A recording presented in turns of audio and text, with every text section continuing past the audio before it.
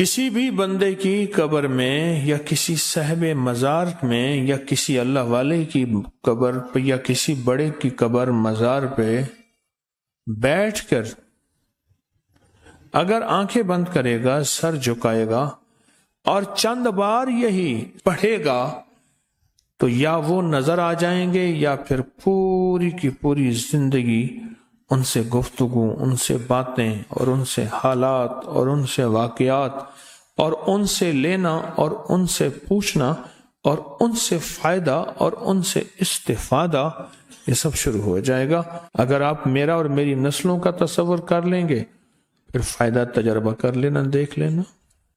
سورۃ التکاثر اگر کوئی بندہ اس کی تاثیر لے لے، پڑھتے پڑھتے تاثیر ملتی ہے، کسی کو جلدی کسی کو دیر سے، جتنا یقین اور جتنا کامل اعتقاد اور جتنا کامل اعتماد ہوتا ہے اتنا اس کی طاقت اور تاثیر 100% ملتی ہے۔ اگر کوئی بندہ سورۃ التکاثر پڑھ لے، اگلا اس کا فائدہ یہ ہوتا ہے کہ اس کو کشف الصدور ہوتا ہے۔ کشف الصدور یہ ہے اس کے سینے میں کیا بات ہے، اس کے سینے میں میرے لیے کھوٹ ہے یا خیر ہے، اس کے سینے میں میرے لیے محبت ہے یا نفرت ہے، اور اس کے سینے میں میرے لیے کیا فیصلے ہیں۔ یہ سب کچھ اس کو ملتا ہے۔ کس کو؟ جو بندہ صرف نماز کے بعد ایک بار سورۃ الہاکم التکاثر پڑھ لے، اور جن کو الہاکم التکاثر یاد نہیں ہے وہ فوراً یاد کر لے۔ جو چاہتا ہے کہ میری دعاؤں میں خشوع ہو، دھیان ہو، میری نماز وہ ہو کہ جس نماز میں میں اللہ سے باتیں کروں، وہ نماز جو اللہ سے باتیں کرنے والی نماز، ایسے میں جیسے اللہ سے باتیں کر رہا ہوں، ایسے میں اللہ کو اپنے دکھ سنا رہا ہوں، ایسے جیسے میں اللہ کو اپنے غم سنا رہا ہوں، ایسے جیسے اللہ کے ساتھ راز و نیاز کر رہا ہوں، ایسا ایک سجدہ بھی نصیب ہو جائے تو خوش قسمت انسان ہوگا۔ ایک سجدہ بھی نصیب ہو جائے زندگی میں، اگر ایک سجدہ بھی نصیب ہو جائے زندگی میں تو دنیا کا خوش قسمت انسان ہوگا۔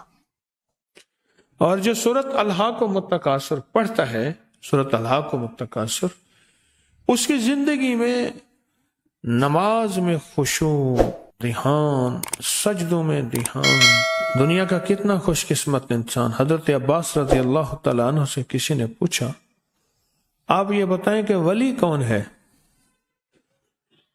تو دوسرا بندہ بولا، ولی وہ ہے جو دن کو روزہ رکھے اور رات کو تہجد پڑھے اور مصلی سے نہ ہٹے، اس کی روشن راتیں ہوں، روشن دن ہوں۔